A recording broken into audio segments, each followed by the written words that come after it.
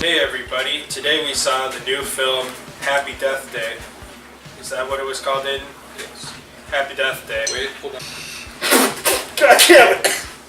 A movie about a girl who repeats Ground Hogs Day. Aiden, what's the plot of Ground Hogs Day 3 Happy Death Day? Ground Hogs Day 3 Happy Death Day is about a girl who gets murdered by a serial killer every day, and every time she gets murdered, she wakes back up in her bed. Or, not her bed, but somebody else. It doesn't matter. That's not the point. And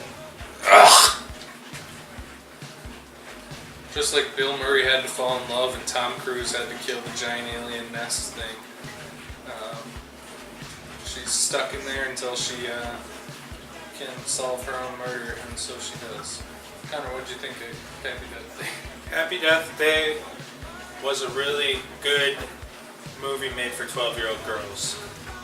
It wasn't a good movie by my standards, but if I was a 12-year-old girl or the boyfriend who was trying to get a blowjob from my 12-year-old girlfriend, I would have loved this movie. Basically, it was Groundhog's Day with serial killers. Was it all that good? Not really. It was actually shot alright, and I think the concept was pretty good. The biggest problem was that it was kind of repetitive, which kind of comes with the territory. But since it was shot like a fucking movie for ABC Family or something, kind of felt awkward.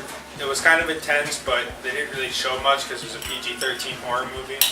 But I dig the concept. I wish they actually made it like for adults and not for children, because that would have made it a pretty solid movie. But yeah, it was okay. So Aiden, what did you think of Happy Death Day? The concept is really good, but the movie's not played straight enough. The movie's not really scary, it's just kind of stupid, and that's partially because it's a PG-13 movie, which was a mistake. Girls. Yeah, they Made it for 13-year-old girls. I'm sorry, it's PG-13. They took a shot at they took a shot going for the female audience, which did not work too well for them. Well, it did, because it actually dethroned Blade Runner at the box office on Blade Runner's second week. Not the target audience of this movie. I can't really fault it, I guess. You know, I wasn't really the target audience, but it wasn't like it was badly shot. The concept is better than, you know, the movie deserved better for having such an interesting concept, or maybe not an interesting concept, but an interesting take on the Groundhog Day concept.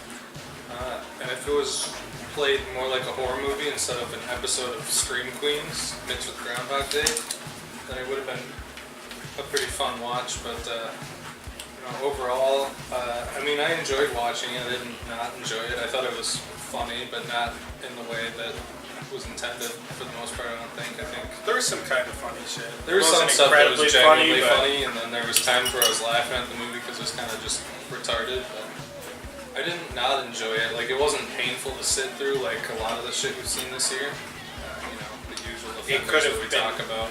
It could have been painful. This movie was just boring. And it was short, which is nice in this scenario. I think really it just kind of, they fucked it up by going for the audience that they did, and I'm sure they're going to make a shit ton of money, but I would have preferred to see someone tackle this concept in a more interesting way than a Scream Queens episode. Do you recommend this shit, man? If you're trying to go with your girlfriend or something, she'd probably enjoy it more. The women in the audience seem to respond to it quite well. You know, if you're trying to look for like a horror movie, like if you're a slasher fan or something, this is a slasher movie made for young girls. So, I don't know. I kind of recommend it because it wasn't too bad. It was kind of, you know, predictable. There were a lot of red herrings, but the red herrings were so obvious that it was like... Everyone in this movie was a red herring, but at the end it was the first person I guessed. Yeah. Literally the first person I guessed, and then I started double guessing myself because they threw in so many red herrings of varying levels. Where there were so many red herrings. There were some that were so obvious you're like, no way. But it was like the Scooby-Doo episode where they hit it in front, where they kind of dangled it in front of your face, and like 3/4 in, they're like, we'll drop something in this episode that makes it so blatantly obvious. But part of it didn't really make sense either, because you had parts where it was like, how would that person who committed the crime actually know what was going on there. Like if they should have showed more of like how that person would have found out about this stuff, but you know, I don't know. I guess I recommend it, sure, to some people. It's kind of one of those things where if it sounds interesting and you go into it knowing that it's made for young girls, sure. If you're expecting like a Friday the 13th slasher movie, you're not going to really enjoy it. And they even pretty much acknowledged it. They actually literally acknowledged it was a ripoff of Ground Hogs at the end. But regardless, there was also like a little bit of Freaky Friday in there too, I feel like. Like just a sprinkle of Freaky Friday in ways. I don't know. I had moments where I was like, this kind of feels like Freaky Friday, how she was reacting to it. But whatever. Aiden, would you recommend this movie? Yeah. It's trash, but it's fun trash. It could do worse. There's a lot worse. But I mean, only see if you haven't seen Blade Runner, I guess. Second best thing that's out right now.